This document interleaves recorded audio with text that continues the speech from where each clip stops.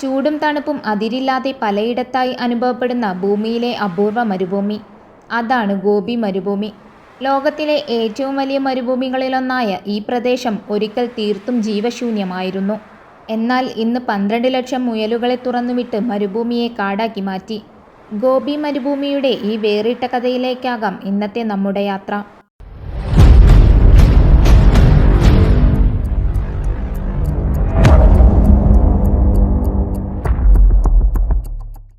ചൈനയുടെ വടക്കുഭാഗത്തും മംഗോളിയയുടെ തെക്കുഭാഗത്തുമായി വ്യാപിച്ചു കിടക്കുന്ന പ്രദേശമാണ് ഗോബി മരുഭൂമി. ഏകദേശം 13 ലക്ഷം ചതുരശ്ര കിലോമീറ്റർ വിസ്തീർണമുള്ള ഈ മരുഭൂമി ലോകത്തിലെ 5ാമത്തെ വലുതും ഏഷ്യയിലെ ഏറ്റവും വലുതുമാണ്. ഈ മരുഭൂമി ഒരു തണുത്ത മരുഭൂമിയാണ്.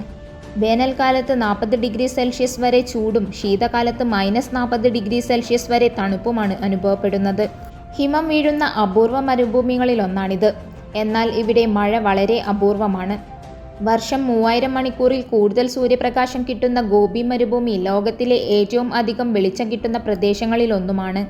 1990-ൽ വന്ന ഗ്ലോബൽ ഡിസേർട്ടിഫിക്കേഷൻ ഡാറ്റ പ്രകാരം ചൈനയിലെ മരുഭൂമിയുടെ വിസ്തീർണം 1.714 സ്ക്വയർ കിലോമീറ്റർ ആയിരുന്നു.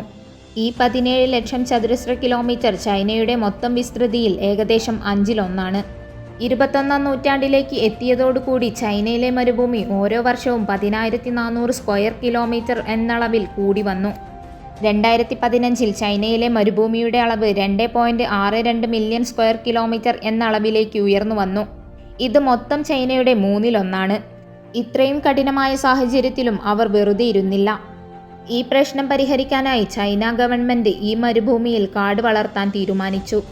എന്നാൽ ചൈനയുടെ ഈ ശ്രമം തോൽവിയിൽ അവസാനിച്ചു. പിന്നീട് ചൈനയിലെ പ്രശസ്ത സയൻറ്റിസ്റ്റായ ചിയാൻ ഷ്യൂഷനെ കൊണ്ടുവന്നു. അദ്ദേഹത്തിൻ്റെ വരവിന് ശേഷം വലിയൊരു മാറ്റം തന്നെ കാണാൻ തുടങ്ങി. പുല്ലും മരങ്ങളും മാത്രം നടുന്ന രീതി ഒഴിവാക്കി അതിലൊരു വനമുണ്ടാക്കി അതിൽ ആവാസ വ്യവസ്ഥ കൊണ്ടുവരാൻ അദ്ദേഹം നിർദ്ദേശിച്ചു. ഈ എക്കോസിസ്റ്റം രൂപപ്പെടുത്താൻ വേണ്ടി അവർ 3 തന്ത്രങ്ങൾ ഉപയോഗിച്ചു. 1. വനവൽക്കരണം. കാടുകളിൽ വളരുന്ന ചെടികളും മരങ്ങളും ഒരുപോലെ വളരില്ല. ഇതെല്ലാം മറ്റുള്ള ജീവികളെ ആശ്രയിച്ചാണുള്ളത്. അതായത് ചെടികളും മരങ്ങളും ജീവികളുമെല്ലാം ഒന്നിച്ചാണ് വളരുന്നത്. അതുകൊണ്ട് തന്നെ ചൈന ഈ മരുഭൂമിയിൽ ഒരു വനമുണ്ടാക്കാൻ തന്നെ തീരുമാനിച്ചു. ശാസ്ത്രീയമായ രീതിയിൽ തന്നെയാണ് മരുഭൂമിയുടെ വ്യാപനം നിർത്തലാക്കാൻ ഇത്തരത്തിലൊരു ഗ്രീൻ വാൾ നിർമ്മിക്കുന്നത്. ആദ്യത്തെ നിരയിൽ വരുന്നത് സാധാരണ ഇനത്തിൽ വരുന്ന മരങ്ങളാണ്. അതിനു തൊട്ടുപുറകിലായി വലിയ തരത്തിലുള്ള വരൾച്ചകളെയും മറ്റും പ്രതിരോധിക്കാൻ സാധിക്കുന്ന വിശിഷ്ടമായ മരങ്ങളാണ്. ആ നിരക്കും പിന്നിലായി കുറേയധികം വർഷത്തോളം നിലനിൽക്കാൻ സാധിക്കുന്ന വലിയ ഇനം മരങ്ങളാണ്. 3 നിരകളെന്ന് കേൾക്കുമ്പോൾ വളരെ കാഠിന്യം കുറഞ്ഞ മതിലുകളാണെന്ന് കരുതരുത്. വളരെയധികം പ്രദേശങ്ങളിലായി വ്യാപിച്ചു കിടക്കുന്ന ഒരു ശക്തമായ മതിൽ തന്നെയാണിത്. 2ാമത്തെ തന്ത്രമാണ് കൃഷി. ജനസംഖ്യയിൽ വളരെയധികം മുന്നിൽ തന്നെയാണ് ചൈന. അങ്ങനെയാണെങ്കിൽ തന്നെ രാജ്യത്തിൻ്റെ 1/3 ഭാഗവും മരുഭൂമിയായി കഴിഞ്ഞാൽ അത് ജനങ്ങളെ ബാധിക്കുമെന്ന് അവർ മനസ്സിലാക്കി. ഇതിനായി ജോലി സാധ്യത കൂട്ടാനും കൃഷിക്കും വേണ്ടി കുറഞ്ഞ വെള്ളം ഉപയോഗിച്ച് മണൽ പ്രദേശങ്ങളിൽ വളരുന്ന പയർ ഇനങ്ങൾ തിരഞ്ഞെടുത്തു. ഇത് ജനങ്ങൾക്കിടയിൽ ജോലി സാധ്യത വർദ്ധിപ്പിച്ചു. അങ്ങനെ ചൈനയുടെ 2 തന്ത്രങ്ങളും വിജയിച്ചു. വനവൽക്കരണം, കൃഷി എന്നിവയിൽ ഫലം കണ്ടെങ്കിലും എക്കോസിസ്റ്റം പൂർത്തിയാക്കുന്നതിനായി മൃഗസംരക്ഷണവും ആവശ്യമാണ്. എന്നാൽ ഈ സാഹചര്യത്തിൽ ഏത് ജീവിയെ കൊണ്ടുവരണമെന്നതിൽ അവർക്ക് സംശയമുണ്ടായിരുന്നു. എന്നാൽ ചിയാൻ ഷ്യൂഷൻ ഏത് ജീവിയെ ഇവിടെ കൊണ്ടുവന്ന് വളർത്തിയാലും ചൂടുള്ള സാഹചര്യത്തിൽ ജീവിക്കാൻ കഴിവുള്ളതും ഈ ഒരു സാഹചര്യത്തിൽ തന്നെ വേഗത്തിൽ പ്രത്യുൽപാദനം നടത്തുന്നതുമായാൽ എക്കോസിസ്റ്റത്തിനത് കൂടുതൽ സഹായമാകുമെന്ന് അഭിപ്രായപ്പെട്ടു. ഇതിനായി ഫ്രാൻസിലുള്ള ഒരു പ്രത്യേക ഇനത്തിൽപ്പെടുന്ന അതായത് റെക്സ് ഹെയർ റാബിറ്റുകളെ തിരഞ്ഞെടുത്തു. ഈ മുയലിനങ്ങൾ ഫ്രാൻസിൽ മാത്രമാണ് കണ്ടുവരുന്നത്. ചൈന 12 ലക്ഷം മുയലുകളെ ഇറക്കുമതി ചെയ്ത് മരുഭൂമിയിൽ വളർത്താൻ ആരംഭിച്ചു.